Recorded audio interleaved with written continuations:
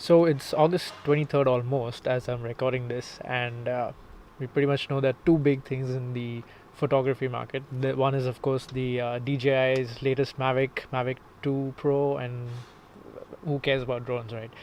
At least I don't, because it's just never mind. But what we do care about is the hype beast, which is Nikon, or however you want to call it. So I'm going to talk about 5 reasons why you should consider switching from a Canon APS-C to the latest Nikon full-frame mirrorless.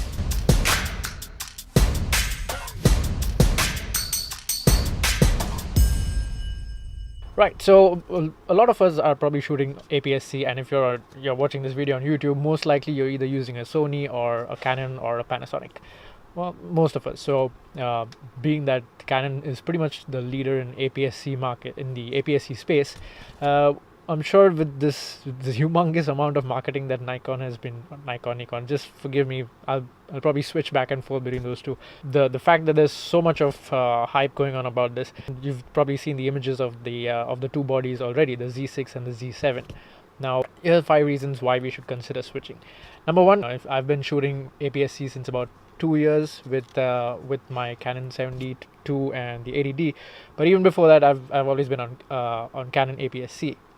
So if you've been considering but have not made the jump to full frame, then this is your biggest chance. So obviously Nikon is very good with image quality. They've been around for over almost 101 years.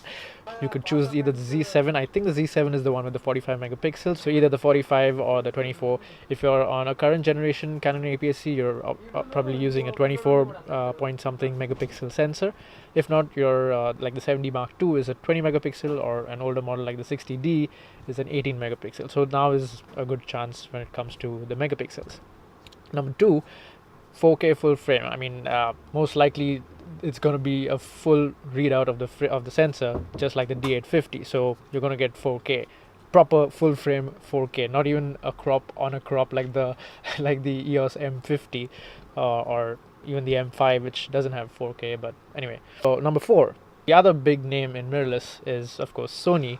Obviously are going to get a much bigger, wider range of lenses to access from the Nikon range as compared to Sony. And of course, since we're talking about moving from Canon to Nikon, well, Canon has right now 0 full frame lenses for a mirrorless. They have no full frame mirrorless, so that's dead in the water. Number four, well, it's going to be the latest technology. It's the hottest thing right now, so yeah, definitely that's a reason, right?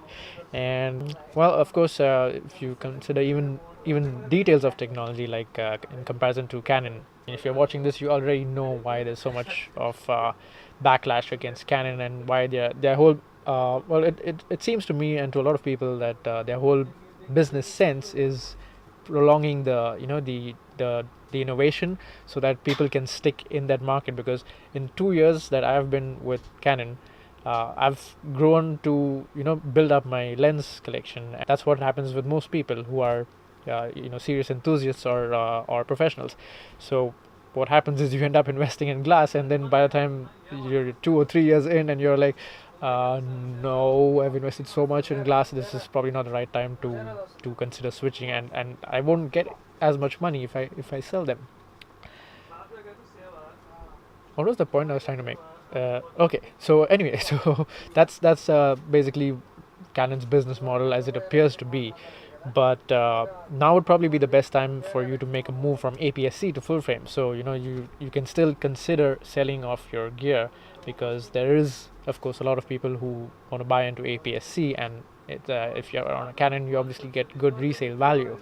So, like for instance, I have 2 camera bodies, and about, I think 4, 2 and 2, 4, 5, 6 lenses that are all Canon. One is full frame, that's a telephoto, and the rest are all APS-C. So, and those are all fast, pretty awesome lenses. It's Sigma lenses, like the 1835, the 5100, and all of that. So definitely I could consider selling those. And if you're a Canon person, a Canon user, and you have a good amount of collection of lenses, you could consider selling them and move on to Nikon full frame mirrorless. So So yeah, the megapixels, the full frame 4K readout, it's the latest technology.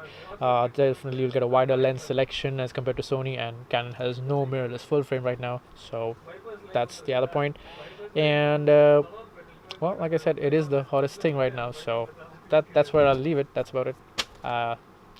Hopefully we'll it's just a few hours more, so I'm really excited for the Nikon mirrorless. I might consider pre-ordering.